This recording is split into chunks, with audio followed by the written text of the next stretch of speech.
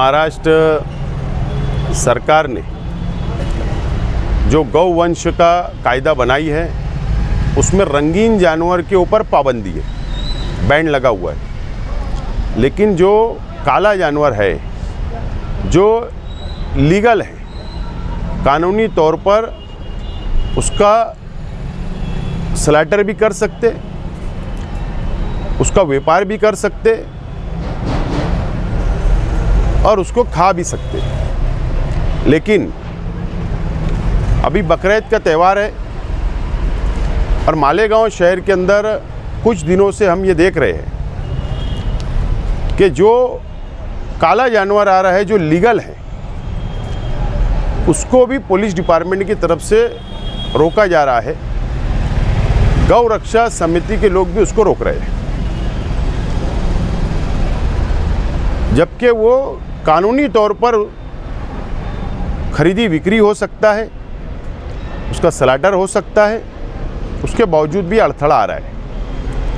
ठीक है, उसके अंदर ट्रांसपोर्टिंग का मामला है। आज मैंने लेटर दिया हूं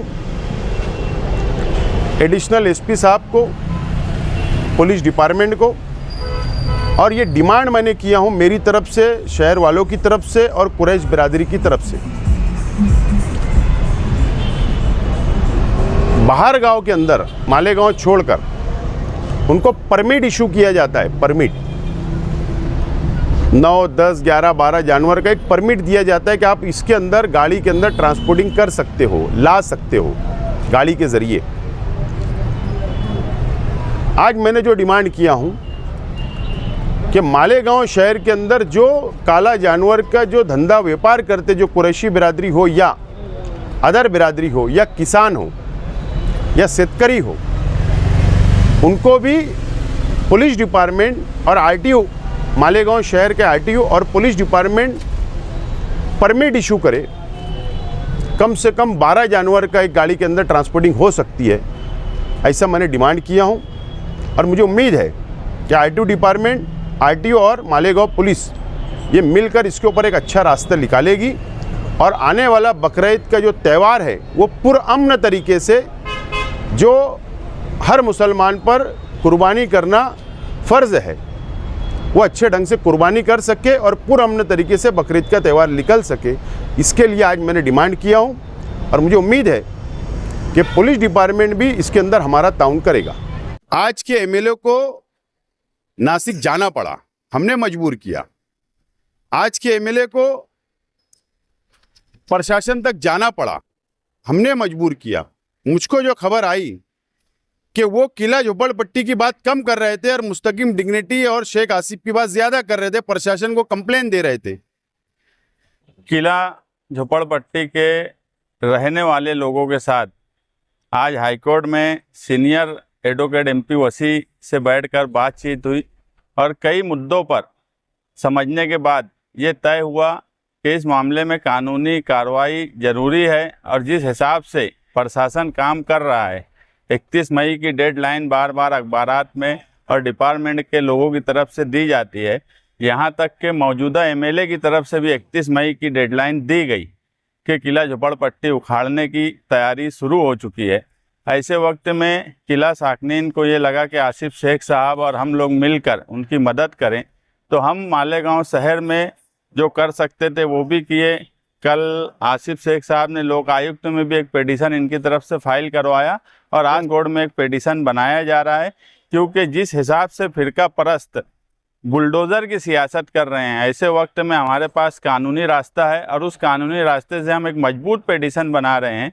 तो जो भी लोग पिटीशन दाखिल कर रहे हैं, सबके नाम से, अलग अलग नाम से पिटीशन फाइल किया जाएगा, उनकी एक लिस्ट दी जाएगी और वहाँ रहने वाले जो भी लोग किला झोपड़पट्टी बचाओ कमेटी जो पहले से 1980 से बनी हुई है, उस कमेटी के मातहत जो भी लोग पिटीशन फाइल करना चाहते हैं, हम उन सबका पिटीशन फाइल करेंगे, उन सब के लिए लड़ेंगे। और जो नहीं करना चाहते हैं उस पर भी हमारा कोई एतराज़ नहीं है, मगर जो किला झोपड़पट्टी बचाओ कमेटी की तरफ से आएगा, हम उसकी मदद करने के लिए तैयार हैं। मुस्तकीम डिग्निटी साहब ने पूरी तफसील आपको बताई है। बहरहाल हम लोग शुरुआत से किला झोपड़पट्टी की आवाम ने हम लोगों से रब्ता किया और हमने मालेगांव से लड़ाई शुरू की और आज हम लोग मुंबई हाईकोर्ट पहुंचे हैं। ये लड़ाई सिर्फ नासिक जाके मेमोरेंडम देना या आज दिन भर पूरा दिन मेमोरेंडम देते घूमते रहना इन लोगों का मसले का हल नहीं है। मसले का हल है जो हम लोगों को समझता है और इसीलिए वक्त बहुत कम है और इसीलिए हम लोगों ने मालेगांव से मुंबई तक ये लड़ाई लड़ी है, यहाँ तक पहुँचे हैं। कल लोक आयुक्तों के अंदर पिटीशन दाखिल की गई वकील के मार्फत और आज मुस्तकीम डिग्निटी साहब और पूरी टीम सुबह से वसी साहब के पास, एडवोकेट वसी साहब के पास बैठकर उन्होंने पूरी पिटीशन तैयार की है और उम्मीद है कि कल ये पिटीशन दाखिल कर दी जाएगी और हमारी लड़ाई, कानूनी लड़ाई भी हम लड़ने के लिए तैयार है और ज़रूरत पड़ने पर पुरअमन तरीके से ज़मीन की लड़ाई रोड के ऊपर, रास्ते के ऊपर भी लड़ने के लिए हम लोग तैयार हैं। बहरहाल सियासत शुरू है,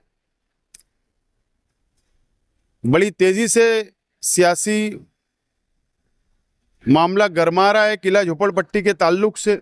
बहरहाल ठीक है, ये बात तो तय हो चुकी है कि जिस शख्स की जिम्मेदारी थी वो शख्स बाद में आए और हम लोग पहले निकल गए और हम लोगों की मेहनत से ही, हम लोगों की जद्दोजहद से ही आज के एमएलए को नासिक जाना पड़ा। हमने मजबूर किया। आज के एमएलए को प्रशासन तक जाना पड़ा, हमने मजबूर किया। बहरहाल अफसोस इस बात का है कि किला झोपड़पट्टी की आवाम फिर से संजीदा होकर सर जोड़कर बैठे। कल जो लोग साथ गए हुए थे, मुझको जो खबर आई कि वो किला झोपड़पट्टी की बात कम कर रहे थे और मुस्तकीम डिग्निटी और शेख आसिफ की बात ज्यादा कर रहे थे, प्रशासन को कंप्लेन दे रहे थे। एमएलए साहब, हम आपकी कंप्लेन से डरने वाले नहीं है, हम कानूनी रास्ते के ऊपर लड़ाई लड़ रहे हैं। असल में उनकी नीयत आज भी खराब है। वो जिस अंदाज में कलेक्टर से बात कर रहे थे कल, जो मुझको मालूमात हुई, या पुलिस प्रशासन से, वो कल भी प्रशासन की बाजू मान रहे थे, कल भी प्रशासन के फैसले को ही मान रहे थे, कल भी सरकार के फैसले को ही मान रहे थे। वो लड़ाई लड़ना नहीं चाहते थे, बाहालत मजबूरी वो सामने आए हैं। ठीक है, जो लोग भी उनके साथ जाना चाहते हैं, हमको खुशी है कि उनके साथ जाकर भी आप लोग अपनी लड़ाई को लड़ना चाहिए। हमारा मकसद है झोपड़पट्टी बचे और उसके लिए हम लोग यहाँ तक पहुँचे।